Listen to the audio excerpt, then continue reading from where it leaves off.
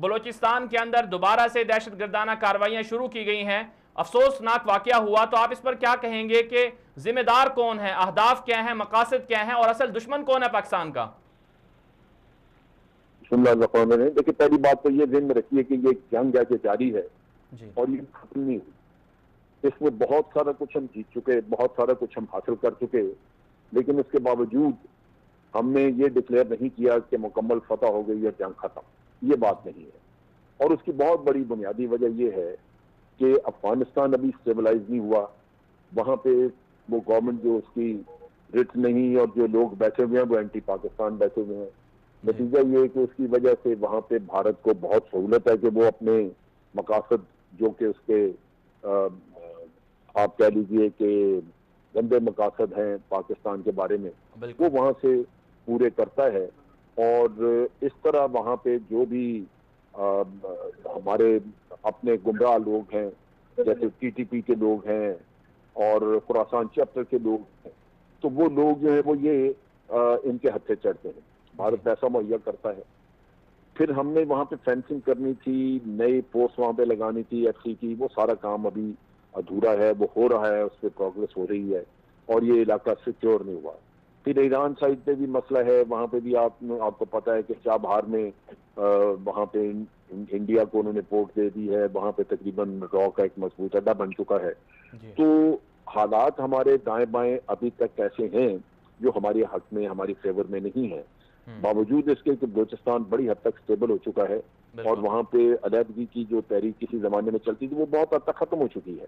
لیکن یہ ہمارے آج بھی مسائل موجود ہیں کہ کبھی کوئی شیعہ سنی کے نام پہ وہاں پہ کوئی واردات کروانا چاہے تو کروا سکتا ہے، کیونکہ کوئی سرفراہ مل جائے گا اس کام کے لیے.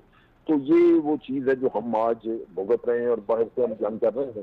اور توقع ہے کہ انشاءاللہ جیسے فینسنگ وغیرہ ہو گئی تو یہ معاملہ بھی درست ہو جائے گا، اور بالکل انشاءاللہ پوری طرح امن ہو جائے گا.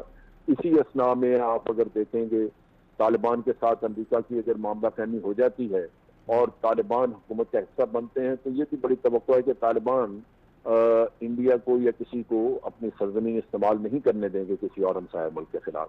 تو انشاءاللہ یہ ہمیں توقع رکھنی چاہیے کہ بہتری آئے گی وقت کے ساتھ، جیسے جیسے ہم اپنے پلانز کے مطابق کام کر رہے ہیں. سر بالکل آپ نے درست نشاندہی کی. آپ نے بھی دیکھا ہوگا کلبھوشن یادو کا جو نیٹ ورکس ہے، اس کا مطلب ہے کہ وہ اس نے جو پہلے ماضی میں کارروائیاں کی ابھی بھی کچھ باقیات ہیں. پاکستان کی فوج نے تو قابو پا لی ہے. پھر ہم نے آج دیکھا جیسے کہ پاکستان کے اندر بی بی سی ایک مشہور ادارہ ہے، وہ پاکستان کے خلاف پروپیگنڈا کر رہا ہے کہ ہزارہ کمیونٹی کو نشانہ بنایا جاتا ہے، حالانکہ پاکستان کے اندر تو تمام اقلیتیں یا تمام جو برادریز ہیں وہ محفوظ ہیں. تو پاکستان کے خلاف بالخصوص افواج پاکستان کو نشانہ بنایا جاتا ہے، حالانکہ ایف سی کے لوگ بھی تو اس میں شہید ہوئے. پھر ہزارہ والے ہی کیوں احتجاج کر رہے ہیں؟ کیا کوئی بیرونی ایجنڈا تو نہیں ہے اس کے پیچھے؟ وہ بالکل بالکل یہ اصل میں گمراہ ہو جاتے ہیں لوگ اپنے غم اور دکھ میں. ورنہ تو آپ دیکھیے کہ چمن میں واقعہ ہوا، پھر یہاں پہ واقعہ ہوا جو کوئٹہ ہزار گنجی میں، اور دونوں جگہ پہ ملا کے 26-27 لوگ جو ہیں وہ شہید ہوئے وہاں پہ. ان میں صرف 9 ہزارہ ہیں. اب یہ مطلب اس بات کی تو کوئی ضمانت نہیں دے سکتا 100% کہ کوئی اگر واقعہ ہو جائے تو وہ آپ کے ہاں دہشت گردی کے واقعے میں شہادتیں نہیں ہوں گی. اگر اس میں 9 ہزارہ کے لوگ ہیں تو باقی جو آپ دیکھ لیجئے کہ 16-17 کے قریب لوگ جو باقی گئے وہ بیچارے دوسری کمیونٹیز کے ہیں. اس میں ایف سی کے لوگ بھی ہیں اور اس میں پختون بھی ہیں. جو وہاں پہ چمن میں بیچارے مارے گئے وہ سارے پختون تھے. اور یہاں بلوچ مارے، یہ ہزار گنجی کے واقعے میں بلوچ ہیں بیچارے، جو بلوچوں کا بھی وہاں پہ جانے کا ہی نقصان ہوا.